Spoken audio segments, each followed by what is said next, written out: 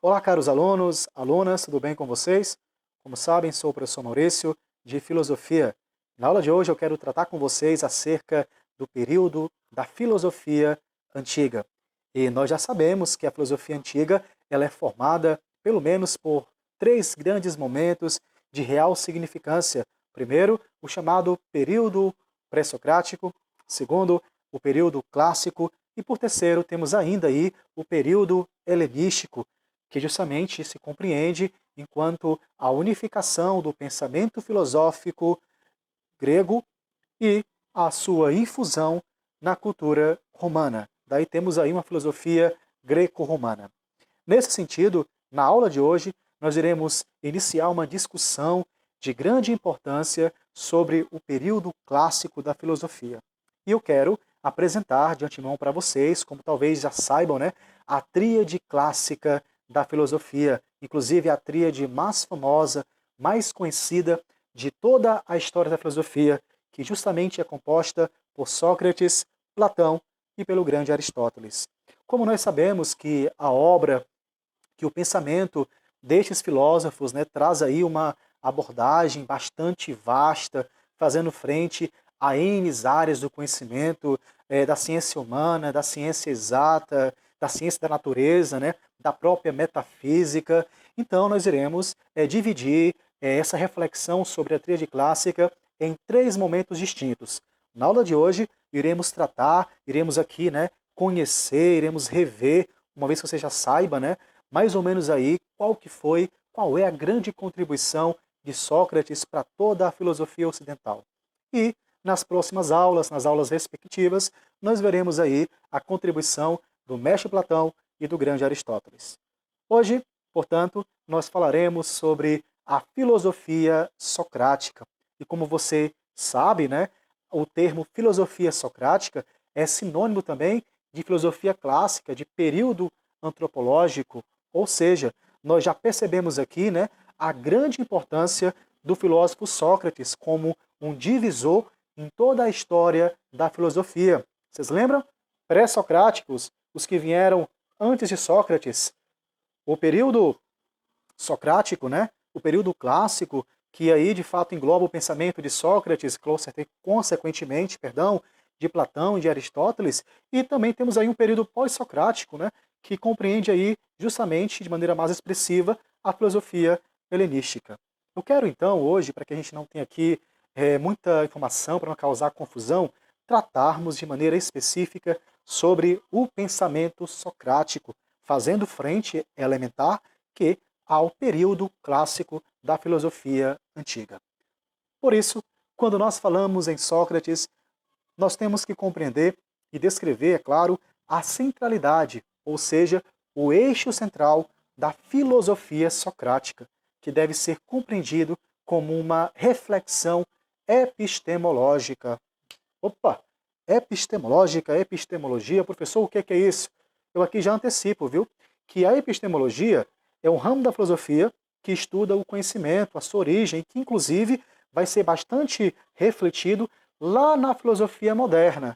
Aí pergunta-me o aluno, pergunta-me a aluna inteligente, né? Aluna que gosta de participar da aula. Professor, mas me diga uma coisa, como é que o senhor então pode aí dizer, falar o termo epistemologia, sendo que o senhor mesmo colocar agora que é um termo do momento moderno, lá da frente, séculos depois, frente à filosofia antiga. Concordo contigo. Mas nós trazemos aqui a compreensão epistemológica porque Sócrates é o primeiro filósofo que vai justamente indagar, refletir acerca do conhecimento e da sua validade universal, ou seja, qual é a relevância do conhecimento para a história humana como um todo. O primeiro cara de toda a história humana que colocou em reflexão o próprio conhecimento é o filósofo Sócrates, tá bom? Por isso que quando falamos em epistemologia, seja em qualquer momento da história humana, nós temos que sim fazer uma referência a Sócrates, porque afinal de contas, ele foi o primeiro cara a refletir sobre o conhecimento. E eu quero te dizer, portanto, que existem aí duas frases, né, que são atribuídas a este pensador de grande importância, que inclusive fazem alusão e nos possibilita entender qual que é a centralidade, qual é a intenção de Sócrates ao desenvolver a sua filosofia frente ao conhecimento, uma vez que nós podemos citar a famosa frase: só sei que nada sei e ainda conhece-te a ti mesmo. Eu quero que você compreenda de maneira muito clara, com bastante significância, que Sócrates, ele afirma, ele ratifica na sua filosofia o conhecimento enquanto uma construção continuada, ou seja, o conhecimento não é algo acabado, é algo que se transforma a cada momento, que evolui continuamente. Por isso que Sócrates, quando diz só sei que nada sei, ele se reconhece como um eterno ignorante. Eu quero que você compreenda aqui a ignorância não como uma ação bruta, não como uma ação de desrespeito, mas como justamente uma predisposição a colocar-se a aprender a cada dia alguma coisa nova. E Sócrates, ele saca isso também tão bem, ele compreende com tamanha significância o que é o conhecimento e a sua dinâmica, por mais que seja, naquele momento, o homem mais sábio da Grécia, ele se coloca como alguém humilde, alguém que está disposto, alguém que está aberto a aprender novas coisas todos os dias. E a grande lição, o grande ensinamento que Sócrates nos traz hoje, primeiramente, é um convite à humildade, a reconhecer que nós não sabemos de tudo, que nós temos que estar, sim, abertos a aprender, a conhecer e, logicamente, sempre a tratar o conhecimento como uma perspectiva, como uma possibilidade de ascensão, de evolução, de melhoramento da própria humanidade. Tranquilo? E eu quero que você também faça comigo aqui outra reflexão de caráter filosófico dentro da percepção do grande Sócrates, entendendo a mesma frase, só sei que nada sei. O que o Sócrates também pode nos ensinar ainda mais? Ele também quer nos dizer que não existe ninguém no mundo que saiba de tudo, que não tenha algo ainda a aprender. E, por conseguinte, concomitante a isso, não há ninguém no mundo que não saiba de nada, que não possa contribuir de alguma forma com a dinâmica, com a construção do próprio conhecimento. E essa questão, esta outra frase, conhece-te a ti mesmo, também nos convida a reconhecer todos os dias a nossa ignorância, os nossos limites, a sabermos que nós não sabemos de tudo e temos que sim estarmos predispostos a aprender com os outros, com a vida, com que aquilo que possa ser nos apresentado todos os dias. Beleza?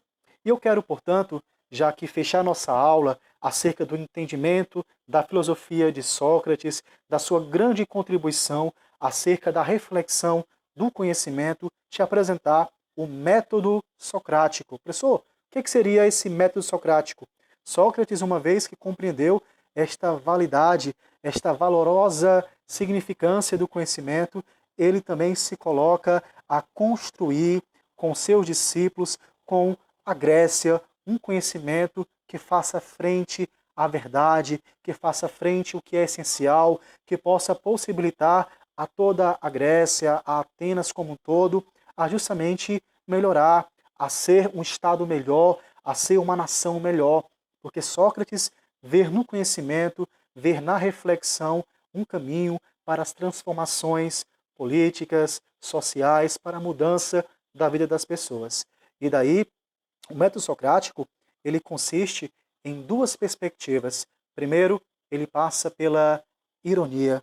O que seria a ironia, professor? A primeira etapa do método socrático, em que Sócrates, com seu interlocutor, com seus discípulos, com alguém que viesse dialogar com ele, buscar argumentar, filosofar, ele justamente, a partir de um diálogo muito respeitoso, muito humilde, ele colocava em xeque as verdades, os conceitos, as certezas que as pessoas traziam, possibilitando então os mesmos a reconhecer que o seu conhecimento era algo limitado, que eles não sabiam de tudo e que talvez as suas verdades, as suas crenças dogmáticas não faziam frente realmente o que é verdadeiro e o que é essencial.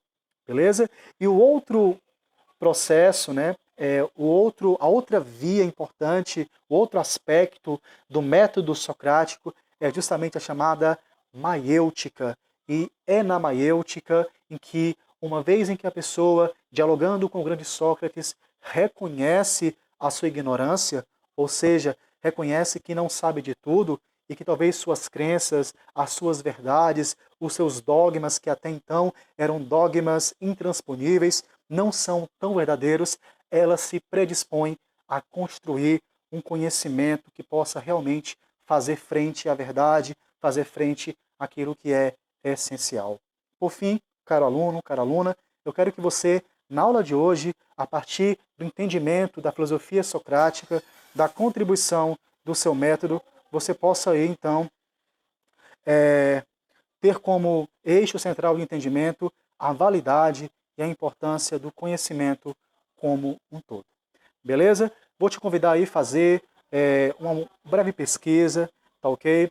Que vai estar presente lá na nossa plataforma, na parte do exercício, e, portanto, aí aprimorar a nossa reflexão e o nosso entendimento sobre o grande filósofo Sócrates.